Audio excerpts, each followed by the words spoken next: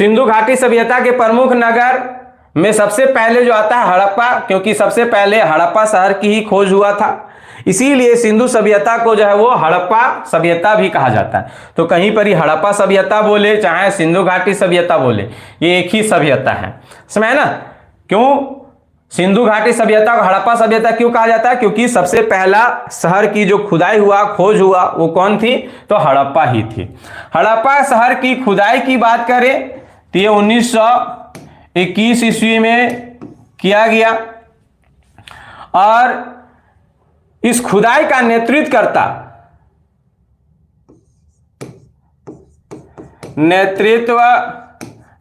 की बात करें तो नेतृत्वकर्ता जॉन मार्शल थे।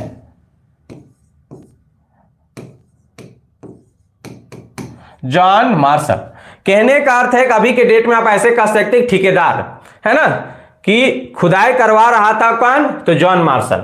लेकिन बहुत सारे मजदूर इसकी खुदाई किए थे, लेकिन पहला खुदाई करने के लिए जो गैता वगैरह चलाया होगा वो कौन था? तो दयाराम साहनी था। तो खुदाई करता पूछ देता है, तो ऐसा नहीं कि एक व्यक्ति ने खुदाई कर दिया, नहीं, खुदाई बहुत लोगों ने किया था, लेकिन पहला गैता जो चलाया होगा कुदाल वगैरह वो दयाराम साहनी था, इसीलिए इसका नाम खुदाई करता में आ गया, खुदाई करता।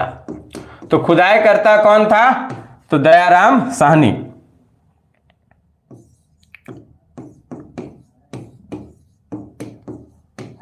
दयाराम साहनी। लेकिन ठेकेदार कौन था? तो जॉन मार्शल। अब थोड़ी सी यहां पर यह समझेंगे कि सिंधु सभ्यता का कालखंड पूछ देता है, कालखंड कि सिंधु सभ्यता कितना साल पहले यहां पर ही लोग रहा करते थे, कालखंड पूछ देगा। कालखंड, तो इसकी कालखंड की बात करें तो कई इतिहासकारों ने इसकी कालखंड को लेकर भिन्न भिन्न जवाब दिए हैं। तो जो फेमस है उसकी बातें, जो सिंधु सभ्यता का सबसे मान्य कालखंड और कार्बन 14 से जब नापा गया तो इसकी सबसे मान्य कालखंड जो है वो 2350 BC से 1750 BC माना गया है। वही बात करिए जॉन मार्शल जो ठेकेदारवा है, जॉन मार्शल, तो इसके अकॉर्डिंग जो है सिंधु सभ्यता इधर लिख रहे हैं 3250 BC से लेकर 2750 BC तक का कालखंड रखा गया। तो कई बार ये क्वेश्चन पूछा हुआ है सिंधु सभ्यता का सबसे मान्य कालखंड, तो याद रखेंगे 2350 से 1750 BC। जॉन मार्शल के अकॉर्डिंग सिंधु सभ्यता का कालखंड तो 3250 से 2750 BC आपका सही आंसर होगा। अब देखते हैं कि दयाराम साहनी ने तो खुदाई कर दिया, पूछ देता है कि किस नदी के बगल में था ये हड़प्पा शहर जो खुदाई हुआ, तो इस हड़प्पा शहर किस नदी के बगल में था? तो याद रखना है ये रावी नदी के बगल में थी। रावी नदी आजकल थोड़ा सा और खोखर के पूछ दे रहा है, तो ये रावी नदी के बाएं तट पे थी, बाएं तट पर। कहने का अर्थ है जैसे कि ये सिंधु नदी चाइना से उद्गम होते करते जम्मू कश्मीर से ऐसे आया, ये सिंधु नदी, सिंधु नदी के कई सहायक नदी है, झेलम नदी, चिनाव नदी, रावी नदी, है ना। तो यही रावी नदी, तो ये रावी नदी आ रहा है और यही रावी नदी के बाएं साइड में, मतलब इस साइड में ये शहर का विकास हुआ है जिसका नाम क्या था? तो हड़प्पा। तो सिंधु नदी किस नदी के बगल में थी? सॉरी, हड़प्पा शहर किस नदी के बगल में थी? तो रावी नदी के बगल में थी। और किधर थी? तो बाएं तट पे थी, ये भी आपको याद रखना है। देखिए कभी कभी क्वेश्चन में रावी नदी देता ही नहीं है ना, रावी नदी नहीं देता है, रावी नदी के जगह में परुसनी दे देता है। तो देखिए वैदिक काल में इन नदियों का नाम जो है वो रावी हो गया, चाहे सतलज हो गया, चाहे सिंधु, ये नहीं मिलता है, अलग मिलती है। तो रावी नदी को वैदिक काल में इसकी नाम जो है वो परुसनी मिलता है। तो याद रखेंगे परुसनी कभी कभी ऑप्शन में देगा कि बोलेगा हड़प्पा नगर निम्न में से किस नदी के बगल में थी। अब सबको रट्टा मार ले रावी रावी, अब रावी है ये नहीं है, तो आप उस समय क्या मारेंगे, तो परुसनी नदी को मारेंगे। तो यहां तक खुदाई करता वगैरह में कोई दिक्कत नहीं है। अब देखते हैं कि सिंधु सभ्यता के पहला शहर हड़प्पा के खुदाई के दौरान क्या क्या मिले हैं। तो आप लोग ये स्क्रीनशॉट मार लेंगे, इसको हम मिटा रहे हैं।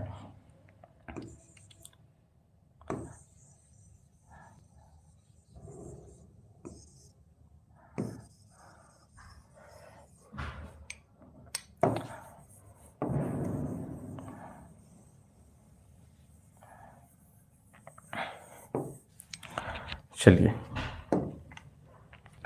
तो आप लोग हेडिंग यही डाल लेंगे कि हड़प्पा शहर के खुदाई के दौरान प्राप्त सामग्री,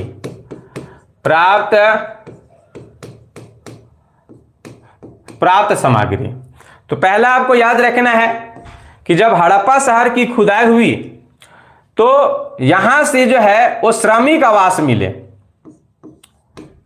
श्रमिक आवास मतलब कि यहाँ के जो घर जो थे, इस घर को देख के लगा कि यहाँ के लोग जो है वो श्रमिक होंगे, मतलब कि काम काज मजदूर होंगे, समझ ना। जैसे कि यहाँ पर ही देख सकते हैं कि यहाँ पर ही ये खुदाई होने के बाद यहाँ के शहर के कुछ घरों का साक्ष्य मिला हुआ है। तो ये श्रमिक आवास थे।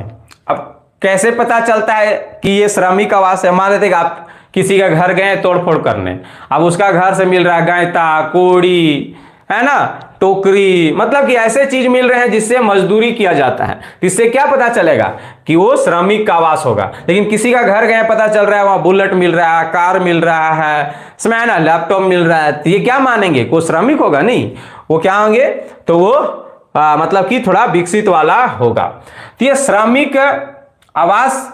अब कैसे पता चल रहा श्रमिक आवास है? तो इसके घरों से जो है वो क्या मिला है, तो कुम्हार का चाक, कुम्हार का चाक मिला है ना। क्या मिला है? तो कुम्हार का चाक मिला है। इसके अलावा सबसे इंपॉर्टेंट यहां से अन्नागार मिला है, अन्नागार। अब ये अन्नागार क्या होता है? तो अनाज रखने का घर को अन्नागार कहते हैं। आजकल भी गांव में चले जाएगा देखिएगा कि एगो कमरा होगा, चाहे दो कमरा ऐसे होंगे जिसके घर जैसा खेती होता है। आजकल तो खरियाने से खरियान बेच देते हैं, लेकिन अभी भी गांव घर में क्या होता है, या अगर आप लोग 10-15 साल पीछे चले जाएंगे और गांव से होंगे तो आपको देखने को मिलेगा कि ये घर में खांचा ऊंचा में जो है वो धान वगैरह को रखा जाता था। तो वैसे घर या वैसे कमरा जिसमें जो है अनाज वगैरह रखा जाता था उसे अन्नागार कहा जाता है। अब ये अन्नागार कहां से मिला है? तो देखिए, ये जो रावी नदी है, रावी नदी के बगल में ही क्या हुआ है, तो ये शहर है।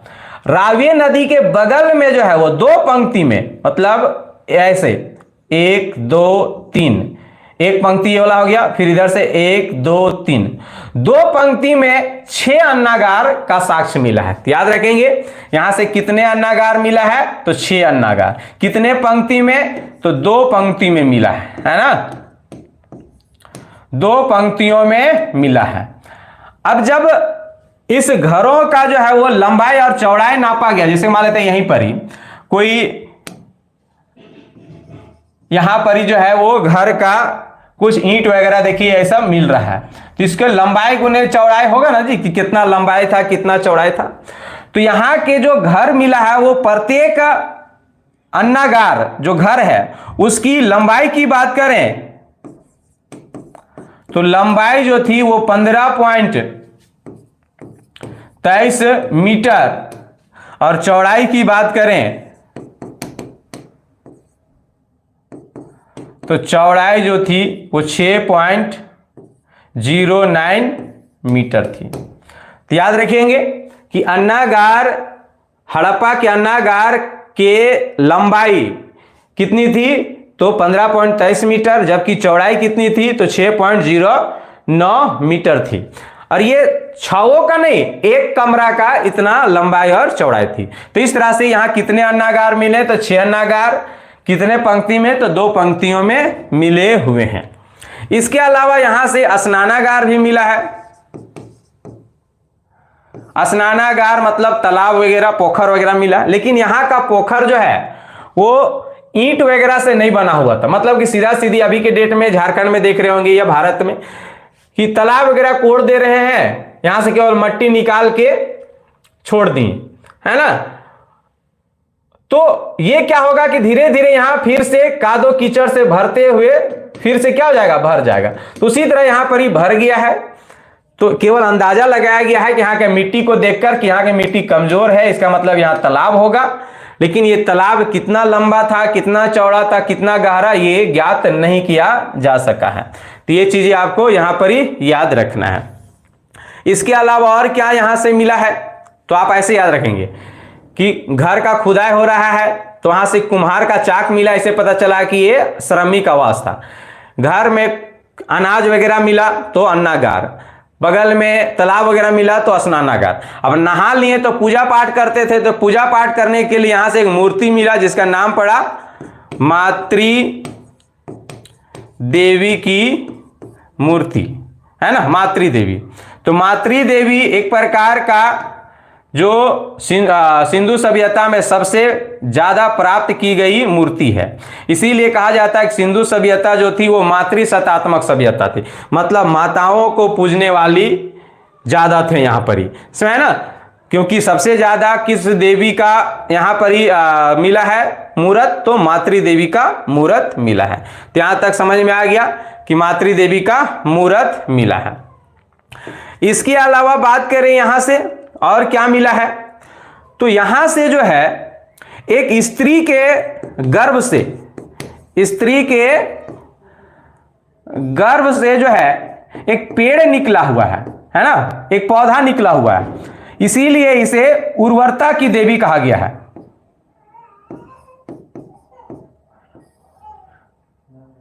उर्वरता की देवी, उर्वरता की देवी। तो एक स्त्री के गर्भ से पौधा निकला हुआ है और ये कहां से पाया गया है, तो हड़प्पा शहर से पाया गया है और इसे उर्वरता की देवी कहा गया है। तो यहां तक किसी को कोई दिक्कत होगा तो आप लोग कमेंट कर सकते हैं। तो उर्वरता की देवी कहां से प्राप्त है, या एक स्त्री के गर्भ से पौधा निकला हुआ है, ये कहां से प्राप्त है, तो हड़प्पा शहर से प्राप्त है। तो जो इंपॉर्टेंट चीजें हैं यहां पर हम आप लोगों को बता दिए। इसके अलावा कुछ और इंपॉर्टेंट है तो इधर लिख रहे हैं, आप लोग ये सबको स्क्रीनशॉट लेते चलेंगे। इसके अलावा यहां से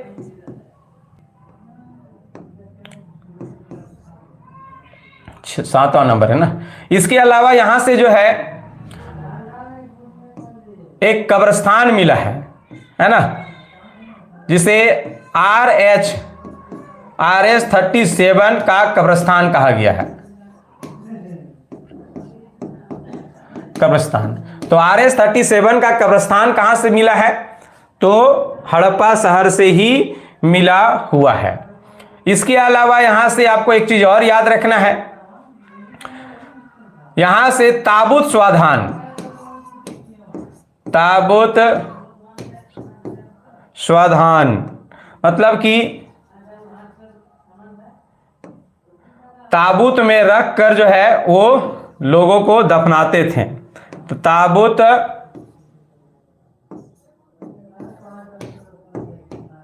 ताबूत स्वाधान का साक्ष्य यहां से मिला हुआ है।